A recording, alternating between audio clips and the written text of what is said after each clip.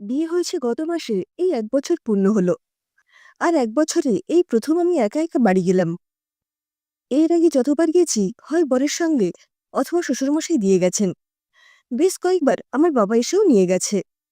কিন্তু মাস ৪ হলো বাবা হঠাৎ মেসে ভাড়াটেকে চলে যাওয়ার পর কাজকর্ম সেরে সেই যে এ বাড়িতে এসেছি, আর বাড়ি যাওয়া হয়ে ওঠেনি। আসলে কদিন ধরেই মায়ের শরীরটা ভালো যাচ্ছিল না। ফোনে ৪ বেলা খোঁজ নিচ্ছিলাম ঠিকই, কিন্তু মনটা খুব আনচান করছিল। আমার এই অস্থিরতা লক্ষ্য করে শাশুড়ি মা আগের রাতে বললেন, বুঝলে বৌমা, তুমি কালকেই বাড়ি চলে যাও।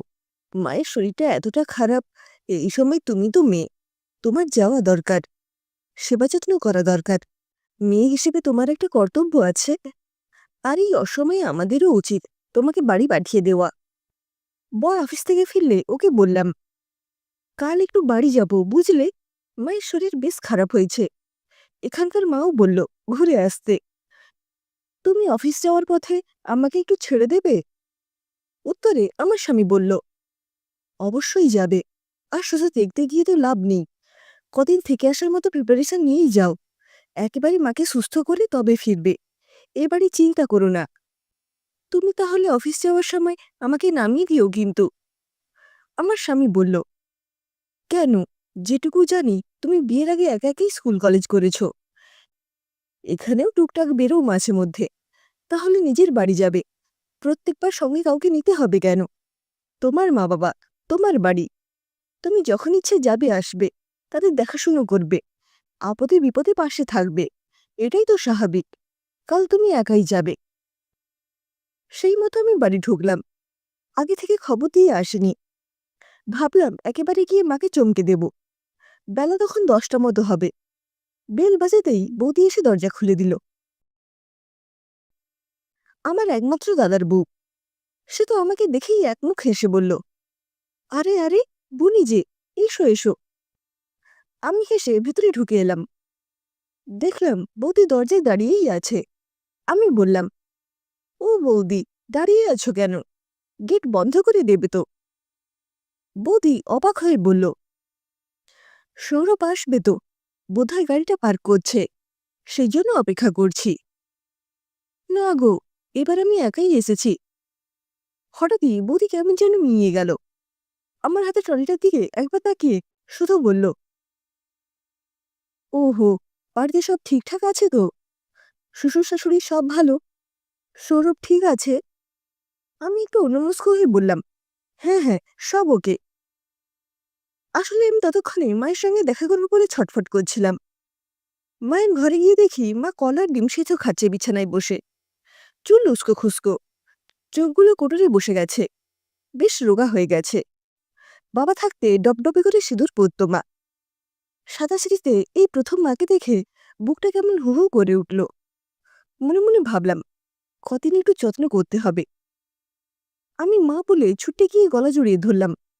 মা হেসে বলল, কখন এলি রে? সব খবর ভালো তো?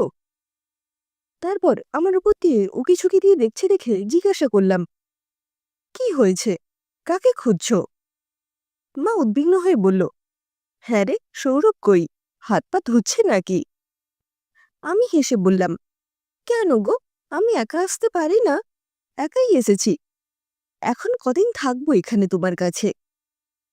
মা শুনেই খাওয়া বন্ধ করে বিছানা থেকে নেমে পড়ল ভ্রুকুচকে। বলল, মানে, কাল রাতে ফোন করলি, আসবে কিছু বললি না তো? সৌরভও কিছু বলল না, বিয়ানও তো ফোন টোন করেনি। কি হয়েছে বল তো ঠিক করে। তারপর আমার উত্তরের অপেক্ষা না করে আমাকে ঠেলে দিয়ে বাইরে এলো। অসুস্থ শরীর, আর একটু হলেই পড়ে যেত। দেওয়াল ধরে দাঁড়িয়ে পড়ল। বারান্দায় রাখা আমার বড় ট্রলিটার দিকে তাকিয়ে চমকে উঠল মা। আমাকে হাত ধরে ঘরে নিয়ে এসে দরজা বন্ধ করে দিয়ে সোজাসুজি আমার দিকে তাকিয়ে জিজ্ঞেস করল, কি হয়েছে ঠিক করে বল, নিশ্চয়ই কোনো অশান্তি করেছিস। তুই একা এসেছিস দেখেই আমার সন্দেহ হয়েছিল। ফোন কর সৌরভকে, এক্ষুনি, আমি কথা বলবো। আমি বললাম, কেন মা, আমি নিজের বাড়িতে আসতে পারি না? ইচ্ছে হলে কটা দিন থাকতে পারি না? তার জন্য জামাইকে আসতেই হবে? তোমাদের কথা মতো এক মুঠো চাল দিয়ে ঋণ শোধ করে দিইনি বলেই কি আর এ বাড়িতে আমার জন্য ভাত বরাদ্দ নেই? বলেই ঘর খুলে বেরিয়ে নিজের ঘরটাই গেলাম। সেখানে গিয়েও ধাক্কা খেলাম। তাকের বইগুলো সব উধাও। আমার ছবি আঁকার রং তুলি প্যালেট সব এক কোণে ফেলে রাখা। পর্দার রং বদলে গেছে। আমার শখের ছবিগুলো দেওয়ালে নেই। যখন অবাক হয়ে দেখছি, তখন বৌদি ঢুকলো আমার ঘরে, হাতে বিছানা চাদর নিয়ে। সেটা খাটে বিছিয়ে দিতে দিতে বলল, তুই চলে যাওয়ার পর ঘরটা এমনিই পড়ে থাকে। আমি রিপেয়ার করে একটা পার্লার করব ভাবছি। সারাদিন তো বাড়িতেই থাকি। কাজটা জানি যখন, কাজে লাগাবো না কেন বল? তাই ঘরটা নতুন করে ডেকোরেট করাবো। আর তোর বইগুলো না আমি পেপার নিতে আসে ওকে দিয়ে দিয়েছি। তুই তো এখন পাক্কা গিন্নি, তোর আর কি কাজে লাগবে এখন? বৌদি চলে যেতে আমি রং তুলিগুলো নেড়ে ছেড়ে দেখলাম। হাতে তৈরি পেনদানিটা ঝেড়ে ঝুড়ে বের করলাম। দেয়ালগুলোতেও হাত বোলালাম। বোলপুর থেকে কেনা উইং বেলটায় টুংটাং করলাম। বাঁশিটায় ফু দিলাম। পর্দাগুলো উড়ে উড়ে এসে যেন বলছে, এ বাড়িতে আর কিছুই আমার নেই, আমার জন্য নেই। শুধু অতিথির মতো যাওয়া আসা ছাড়া অবশিষ্ট আর কিছুই পড়ে নেই। দুদিনের বেশি থাকলে এ বাড়ির লোকজন বেচার হবে, দুশ্চিন্তা করবে। কি হলো, কেন এলো, কেন থাকছে, কতদিন থাকবে, এই সব ভাবতে ভাবতেই বরমশাইয়ের ফোন। আমি বললাম, কালকেই আমি বাড়ি চলে যাব, মা এখন বেশ ভালোই আছে। সে বলল, গেছো যখন দুদিন থেকেই এসো না, মনটা ভালো লাগবে, আমি গিয়ে নিয়ে আসবো ক্ষণ। কিন্তু আমি পরদিন সকালেই তৈরি হয়ে বেরিয়ে পড়লাম। আসার সময় মাকে বলে এলাম, ও বাড়ি যাচ্ছি মা, এই বাড়িতে কালে ভদ্রে আসাই ভালো, তাতে জামাই আদর পাওয়া যায়। মা শুধু বলল, ছেলের বউ হয়ে গেলে মায়েরা পরাধীন হয়ে যায় রে, তার উপর স্বামী নেই। ছেলে ছেলের বউয়ের হাতে তোলার মধ্যে থাকতে হয়। তখন মেয়ে জামাই দুদিনের জন্য আসবে, থাকবে, আনন্দ করে চলে যাবে, এতেই সুখ, এতেই শান্তি। ঢাউস ট্রলি নিয়ে একা মেয়ে এলে বুক কাঁপেরে সব মায়েরই। কোনো মাই চায় না তার মেয়ে তার বাড়িতে থাকতে এসে দুটো কথা শুনুক, চোখের জল ফেলুক। মেয়ের মা হও, বুঝতে পারবে কত জ্বালা। সঙ্গে সঙ্গে ভেতর থেকে বৌদির ডাক শুনতে পেলাম। মাকে ডাকছে স্নান সেরে নিয়ে বাথরুম খালি করে দেওয়ার জন্য। বুঝলাম মাও এখন নিরুপায়। রাতে খেতে বসে যথারীতি সবাই গল্পগুজব করছে। স্বাভাবিকভাবেই আমি মনমরা, কাজ করতে হয় করে যাচ্ছি। এমন সময় শ্বশুরমশাই বলে উঠলেন, মাটনটা কে রান্না করেছে আজ, ভালো হয়নি। এমনি কষ্ট হচ্ছিল। সরাসরি ভালো হয়নি শুনে আমার কান্না পেয়ে গেল। আমার চোখের কোণে জল লক্ষ্য করেই শ্বশুরমশাই আমাকে ডেকে মাথায় হাত বুলিয়ে বললেন, মন খারাপ কেন মা লক্ষ্মীর? ভালো হয়নি মানে কি সবসময় খারাপ হয়েছে বোঝায়? আরে আমি বলছি, শুধু ভালো হয়নি, দুর্দান্ত হয়েছে।